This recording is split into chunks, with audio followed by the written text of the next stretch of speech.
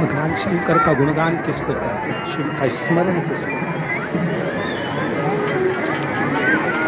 शिव की उपासना किसको कहते हैं, शंकर भगवान की भक्ति किसको कहते हैं, शिव आराधना किसको कहते हैं।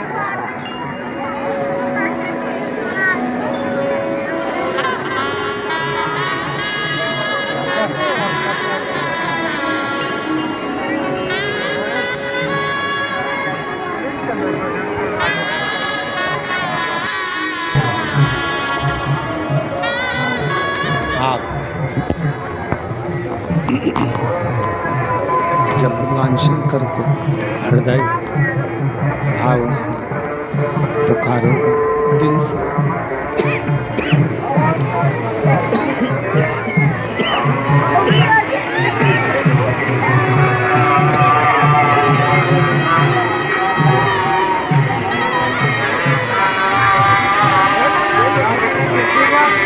आप जब भगवान शंकर को दिल से भाव से पुकारोगे, शिव स्वीकार करेंगे, शंकर स्वीकार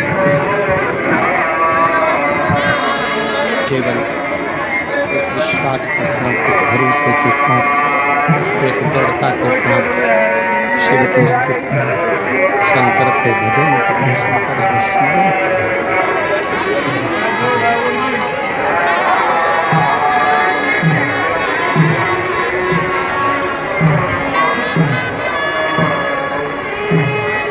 भगवान शिव का गुणगान, शिव का स्मरण, शिव की भक्ति जीवन को सुख देता है, आनंद देता है।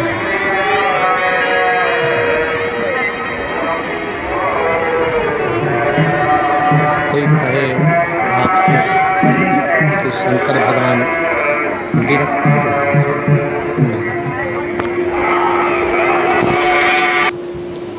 शिव तोड़ते नहीं, शिव जोड़ते हैं।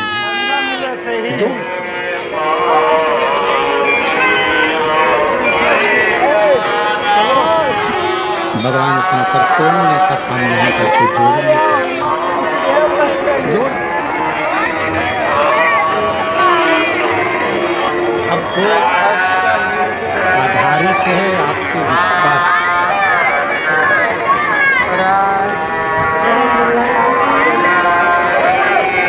वो आधारित है आपके भरोसे पर, वो आधारित है आपकी दृढ़ता।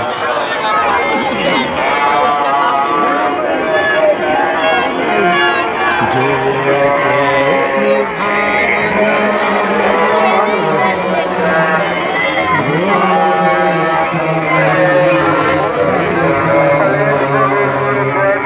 नहीं खाई से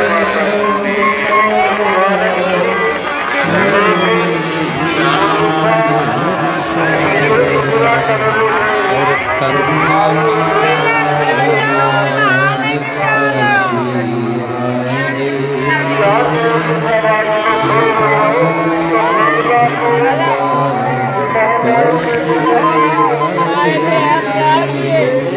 शिव झूठे संसार से मोह को हटाते। कोई न कहा शंकर भगवान विरक्ति देते, किससे विरक्ति? सावधान होकर सुनिएगा जरा, किससे विरक्ति? शंकर भगवान आपको किससे दूर करेंगे? जो आपका अहित चाहता है, जो दिखने में तो आपके करीब में होगा, जो दिखने में तो आपके नजदीक में होगा, दिखने में तो आपसे प्रेम स्नेह की बात करेगा, और अंदर ही अंदर वो आपसे ईर्ष्या कर रहा होगा। ऐसे ईर्ष्या करने वाले से मेरा शिव तुम्हें दूर करता चलेगा, दूर।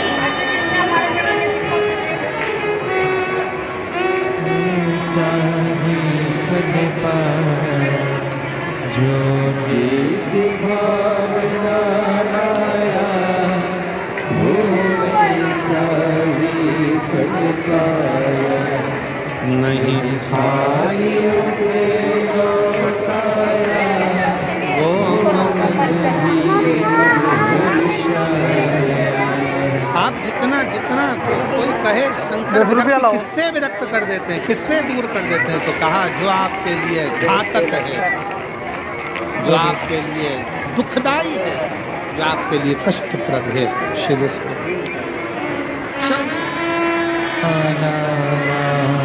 काशी वाले ने लुटा दिया भिंडा, काशी वाले ने कर दिया माला माल, काशी वाले ने कर दिया माला माल, काशी वाले ने। शिव की आराधना आपको सुख सुख।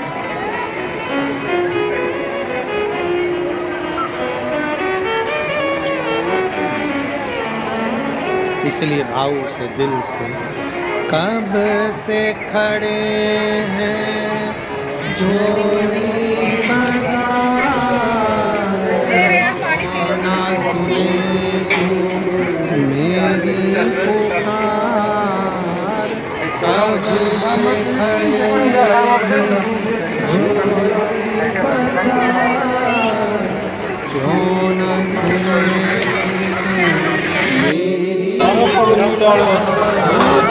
पूछा क्या चाहिए, क्या दिया जाए, क्या प्रदान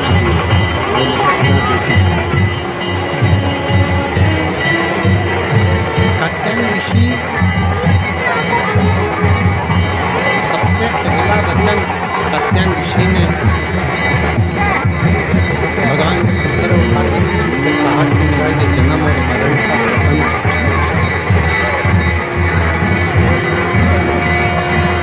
स्कंद पुराण का नागर खंड, कीर्तन की आवाज क्लियर करो और थोड़ा प्रेशर अंदर का बढ़ाओ।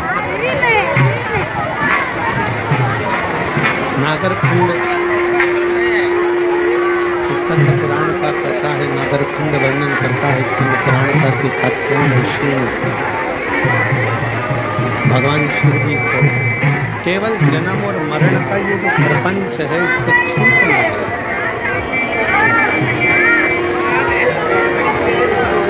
इससे मुक्ति कैसे इस जन्म प्रपंच से छूट कैसे जाए? जन्म और मरण के इस प्रपंच से हमारा छुटकारा कैसे हो, इससे छूटे कैसे? तो कहा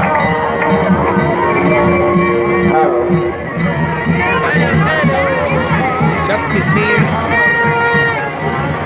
व्यक्ति के घर में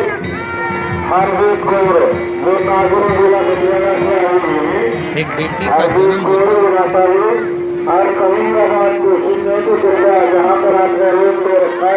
और बेटी की किलकारी, बेटी के पाँव की खनक, बेटी के किलकारी पाँव की खनक, बेटी के चरण जब किसी के घर के अंदर आते हैं और यदि शिव कृपा से, भगवान की करुणा से, भगवान की दया से माता पिता उस बेटी की परवरिश कर कर उसका कन्यादान अगर कर देते हैं तो उस माता पिता का भी अगला जन्म नहीं होता, वो इस जन्म और मृत्यु के प्रपंच से छूट। अब इससे सरल क्या हो सकता है, जरा विचार करिएगा। बहुत सावधानी से इस कथा का स्मरण करिएगा, बहुत ध्यान से सुनिएगा कि बड़े बड़े तपस्वी तप करने जा रहे हैं, साधना वाले साधना करने जा रहे हैं, उपासना वाले उपासना करने जा रहे हैं, व्रत वालों ने व्रत रखा, साधना वालों ने साधना करी, तपस्या वालों ने तपस्या करी, और कंदराओं में बैठकर कोई संत बन गया, कोई साधु बन गया, कोई तपस्वी बन गया, कोई साधक बन गया, कोई उपासक बन गया। किस लिए? कि हम जन्म और मरण के प्रपंच से छूट जाए।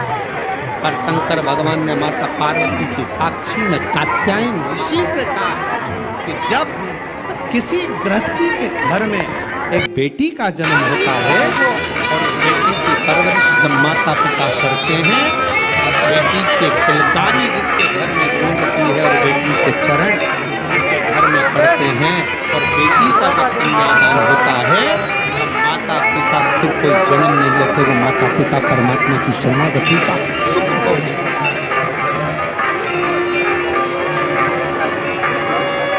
अब इसमें सबसे ज्यादा जरूरी चीज कौन सी है?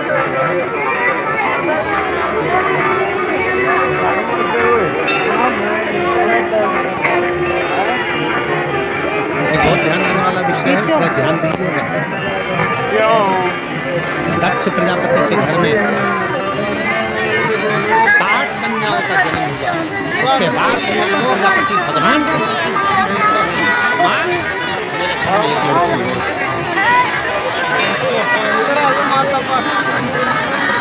एक बेटी और चाहिए मुझे। माँ जगत जननी दुर्गा कहती है कि तेरे घर में बेटी कहाँ से आएगी, मैं खुद तेरे घर में बेटी बनकर जन्म लूंगी। दक्ष प्रजापति ने शंकर जी का अपमान करा, दक्ष प्रजापति ने देवताओं का अपमान करा, दक्ष प्रजापति ने अपशब्द कहे, दक्ष प्रजापति ने गाली दी, दक्ष प्रजापति ने ताना दिया, दक्ष प्रजापति ने आड़ा टेढ़ा बहुत सारी बातें कही। दक्ष प्रजापति को तो नरक जाना, दक्ष प्रजापति को तो नरक भोगना था। दक्ष प्रजापति के घर में बेटियों का जन्म हुआ था, दक्ष प्रजापति ने बेटियों का कन्यादान किया था, इसलिए शंकर भगवान का अपमान करने के बाद भी दक्ष प्रजापति नरक नहीं भोगा है। दक्ष प्रजापति शीश कटने के बाद बकरे का मुख लग गया, और बकरे का मुख लगने के बाद भी स्वर्ग भोगा है, वो दक्ष प्रजापति है, क्योंकि बेटी का जन्म ही प्रबल है।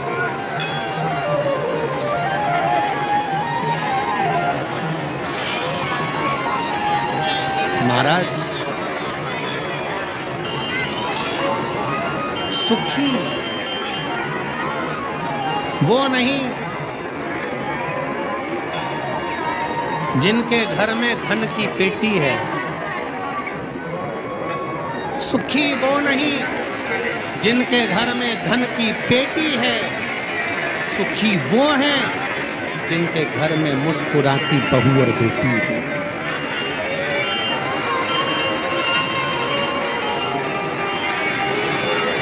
जिनके घर की बहुओं के चेहरे पर प्रसन्नता हो, जिनके घर की बेटियों के चेहरे पर मुस्कुराहट हो, समझ लेना कि उस घर में भले धन ना हो और वो शंकर की कृपा उसके घर में सदा बनी, सदा।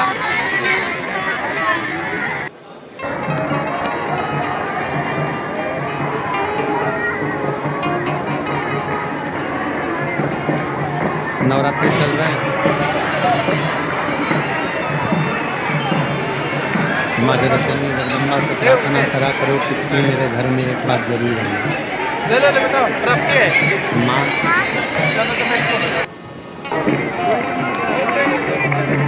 प्रत्येक घर के अंदर एक बेटी का जन्म जरूर होना चाहिए। माँ और बाप को दूसरा जन्म नहीं लेना पड़ेगा, वो भगवान शंकर के धाम में खूब आनंद के साथ कैलाश पर वैकुंठ में स्वर्ग के सिंहासन पर बैठेगा। स्वर्ग सिंहासन में माननीय विधायक महोदय श्री राजेश दादा पांडवी जी को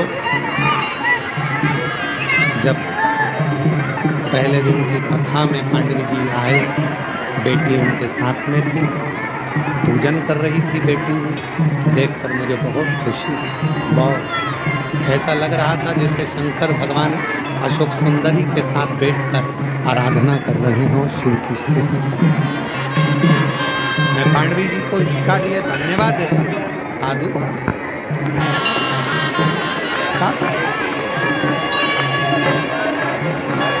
प्रसन्न हो।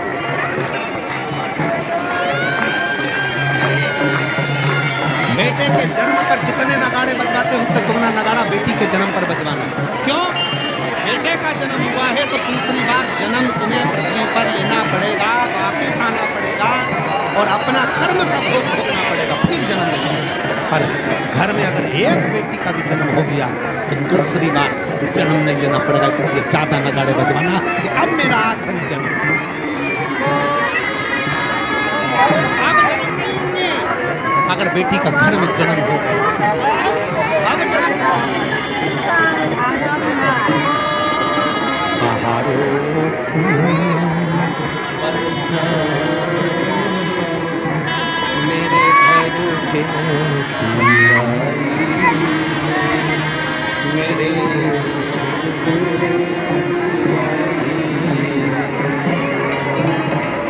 फिर से जन्म नहीं पाऊं। यहाँ पर जन्मदिन की पार्टी एक दिन की होती हो, दुनिया के यहाँ जन्मदिन की पार्टी 2 दिन की होती हो, 2 महीने की होती हो, 4 महीने की होती हो, हर साल जन्मदिन पे होती हो। हिमालय राज के यहाँ जब तक पार्वती जी का कन्यादान नहीं हो गया तब तक रोज पार्वती जी के जन्म का उत्सव मनता था, प्रतिदिन।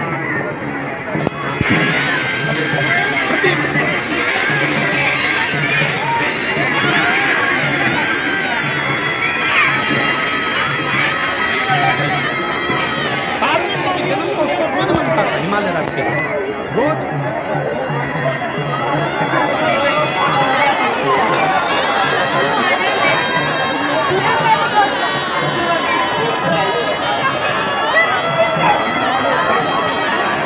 एक दिन इंद्र के मन में आया और इंद्र ने जाकर पूछ लिया हिमालय राज इतनी प्रसन्नता क्यों है? हिमालय राज ने कहा बड़ी प्रसन्नता का विषय यह है कि आज मेरे घर में बेटी का जन्म हुआ। तो बेटी तो तुम्हारी 7 वर्ष की हो गई, जन्मदिन तो जब जन्म हुआ था तब मनाना था, तुम तो रोज जन्मदिन मनाते हो बेटी का, रोज जन्मदिन प्रतिदिन। हिमालय राज ने कहा शास्त्र कहता है एक बेटी जब घर में रसोई घर में एक बेटी जब अपने घर के अंदर बैठकर भोजन करती है तो कहते हैं 1000 अश्वमेध यज्ञ का फल उसे प्रतिदिन प्राप्त होता है, प्रतिदिन। अरे दुनिया वालों से पूछो कि नवरात्र में कन्या भोज क्यों कराते हो, दुनिया वालों से पूछो कि नवरात्र में बेटियों को क्यों ढूंढने जाते हो, दुनिया वालों से पूछो कि नवरात्र की अष्टमी और नवमी पर कन्या का पूजन क्यों करते हो, क्योंकि दुनिया वालों को ये मालूम पड़ना चाहिए